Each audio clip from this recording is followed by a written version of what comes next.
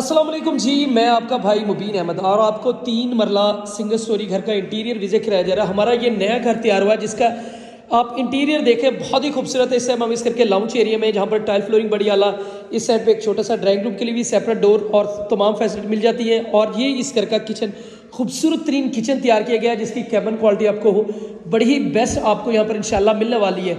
और ground floor पर इस घर का एक मास्टर साइज में बेडरूम मिलता है जो कि अटैच बाथ और वेंटिलेशन के साथ ही मिलेगा।